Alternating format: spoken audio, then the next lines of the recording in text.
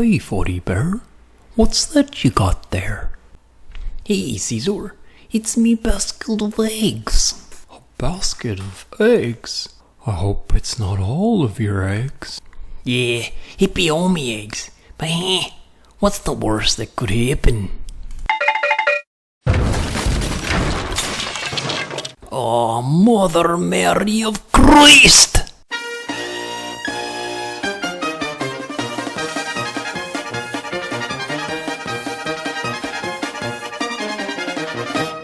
Hello and welcome to Ceazor's Snack Sandwich. Today we're taking a look at a few cryptocurrency indices, little baskets of goodness. So there are three in specific that I'm going to be taking a look at, and actually Chainlink God happens to be taking a look at them as well. He's following them. He actually invested $1,000 in all three of them, and he is tracking it.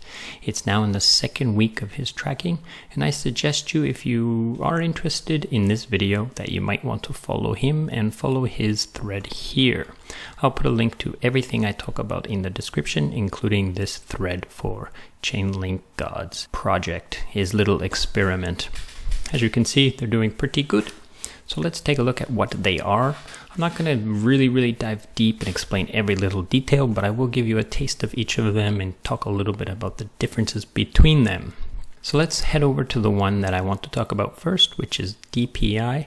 Now I want to talk about this first for two reasons. One, I have a pretty, well, I don't want to say a big bag, but it's the biggest bag I have. So let's pump this one a little bit and talk about it first, because maybe you watch this and then you leave the video.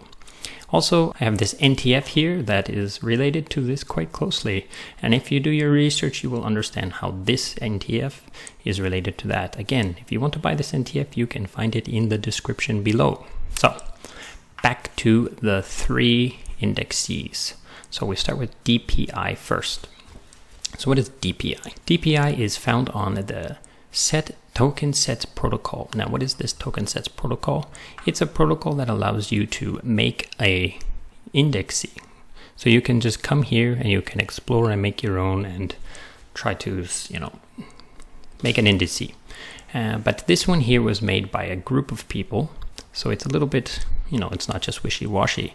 And if you look in through the actual products that they have on this, like the different indice choices, there's only three of them.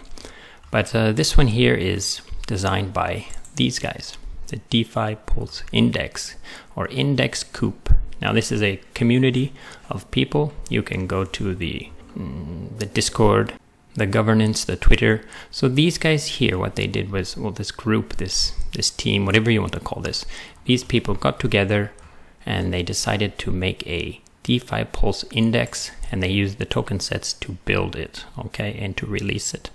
So you could come here and you could buy and you could sell it as well here, or you could just do what most people do and buy it on the market. So what do we know about these people, and what makes this DPI special? Like, where do they build this thing? If you go down through here, you can see the allocations. I will talk more about the comparing which assets are in which when I've actually explained them all together. So I won't talk about the percentages right now, but I will tell you a little bit. The first thing they do is they take a look at DefiPulse, and they go through here and they select all the top ones from here. Now they have to be standalone assets, so like not they can't be like an LP token or something like that. And there's a few other stipulations, like there's a whole bunch in here. If you really want to know exactly how they're choosing them, you can go through these one by one, like the descriptive characteristics, the token supply characteristics, all these different characteristics that they use to select which one of these that they're going to put in and how much. They generally use the supply to decide the ratio or the proportion of the token inside. So something that has a lot less supply will have a larger portion of the allocations. I'm not exactly sure how the math works, but it has something to do with market capitalization based on the supply. So that's what they've done. They've taken the DefiPulse. This DefiPulse is a kind of aggregator of like all kinds of things that are DeFi, and they rank everything. And so they've gone through here and they've selected some of them. They've removed some, like WBTC is not in there because it's a wrapped coin and they don't allow wrapped coins. So That's pretty much the index or the DPI. I like this one. I have quite a bag of it compared to the other ones, which I also have bags of, well, only one of them. The next one I will talk about, which is PieDao. Now PieDao is similar to index in that they have the assets locked inside a index and in different proportions. Now, how do they choose the proportions of these?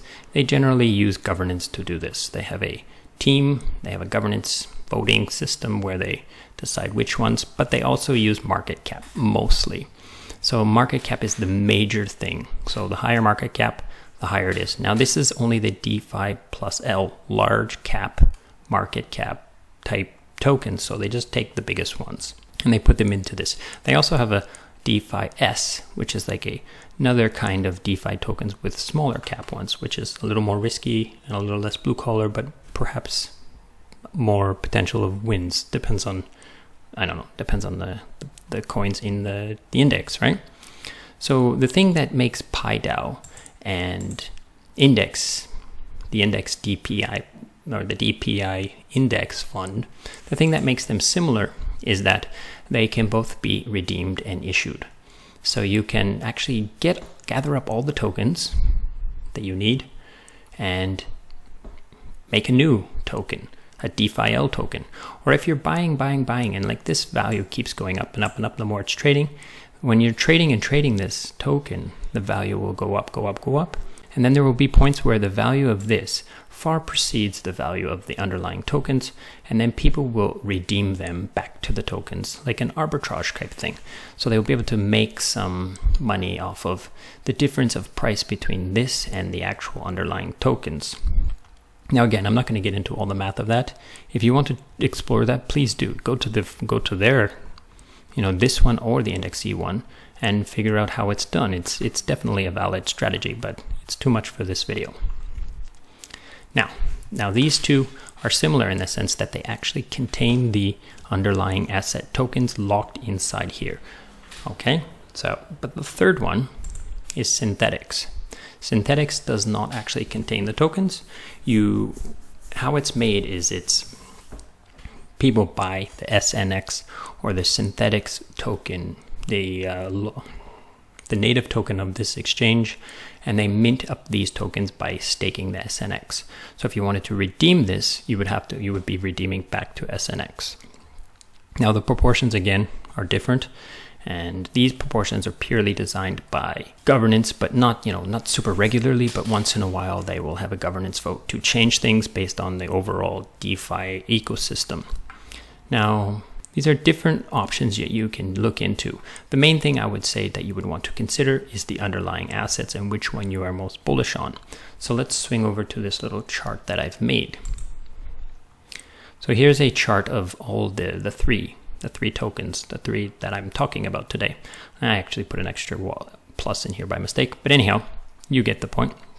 So as you can see, they all three have Avi, they all three have SNX, they all three have Wi-Fi token, Uni, Comp, and Maker. So these ones are on all three of them. So it's kind of the staple of DeFi. And then here's where they differentiate, like Link. Link is huge in the Defi+L+. So if you're really bullish on Link, buy a couple of these, or consider picking up these. I like these because I don't have to pick up my Link. I can get exposure to all of these and kind of ride the wave. If you don't know how indices work and why you want to do an index, maybe that's a topic for another video, but just to give you a general idea is that you get exposure to all of these tokens with one click. You buy one token and you get all of this. Now it kind of averages out the losses, but it also averages out the gains. Like if you had just chose the best one in here and put all your money into that, you'd be doing much better. But if you chose the worst one and you put all your money in here, you'd be doing a lot worse than this. So that's the point of an index, is it allows you to more safely bet on an index or a industry, so to speak. So these are the three that are currently out that are quite popular. There's probably some more, but these are the ones I know.